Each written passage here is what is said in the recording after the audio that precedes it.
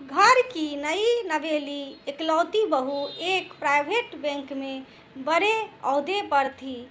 उसकी सास तकरीबन 1 साल पहले ही गुजर चुकी थी। घर में बुजुर्ग ससुर और उसके पति के अलावे कोई न था। पति का अपना कारोबार था। पिछले कुछ दिनों से बहू के साथ एक विचित्र बात होती।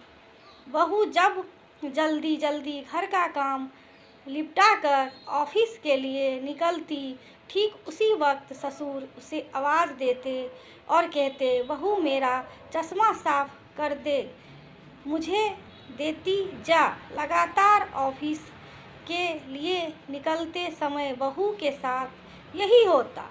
काम के दबाव और देर होने के कारण कभी कभी बहू मन ही मन झल्ला जाती, लेकिन फिर भी अपने ससुर को कुछ बोल नहीं पाती। जब बहू अपने ससुर के इस आदत से पूरी तरह से उब गई तो उसने पूरे माजरे को अपने पति के साथ साझा किया।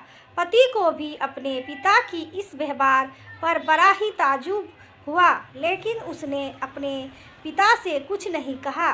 पति ने अपनी पत्नी को सलाह दी कि तुम सुबह उठते के साथ ही पिताजी का चश्मा साफ करके उनके कमरे में रख दिया करो, फिर ये झमेला समाप्त हो जाएगा।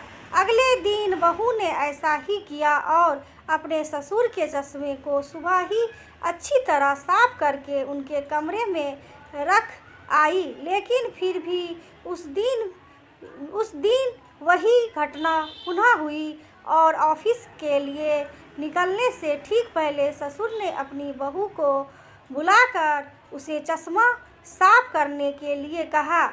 बहू गुस्से में लाल हो गई, लेकिन उसके पास कोई चारा नहीं था। बहू के लाख उपाय के बावजूद ससुर ने उसे सुबह ऑफिस जाते समय आवाज़ देना नहीं छोड़ा। धीरे धीरे समय बीतता गया और ऐसा ही कुछ वर्ष निकल गए। अब बहू पहले से कुछ बदल चुकी थी। धीरे धीरे उसने अपने ससुर की बातों को नज़रअंदाज करना शुरू कर दिया और फिर ऐसा भी वक्त चला आया जब बहू ने अपने ससुर को बिल्कुल अनसुना करने लगी। ससुर के कुछ बोलने पर वह कोई प्रतिक्रिया नहीं देती, वह बिल्कुल खामोशी से अपने काम में मस्त रहती। गुजरते वक्त के साथ ही एक दिन बेचारे बुजुर्ग ससुर भी गुजर गए।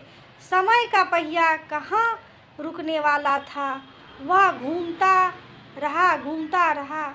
छुट्टी का एक दिन था। अचानक बहू के मन में घर की साफ सफाई का ख्याल आया। वे अपने घर की सफाई में जुट गई। तभी सफाई के दौरान मृत ससुर की डायरी उसके हाथ लग गई।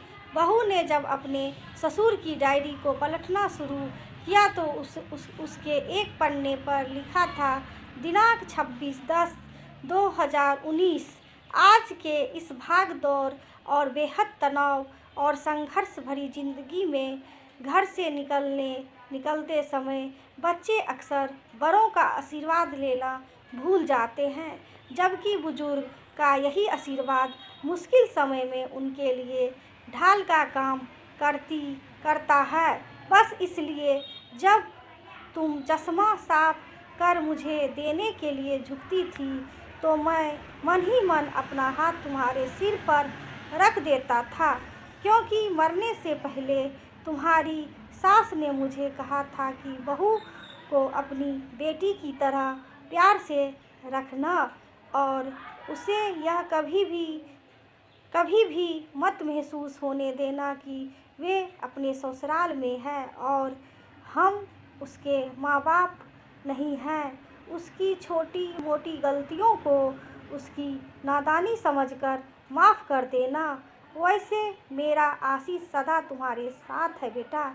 डायरी पढ़कर बहू फूट फूट कर रोने लगी। आज उसके ससुर को गुजरे ठीक 2 साल से ज़्यादा समय बीत चुके हैं, लेकिन फिर भी वे रोज़ घर से बाहर निकलते समय अपने ससुर का की दिया करती है।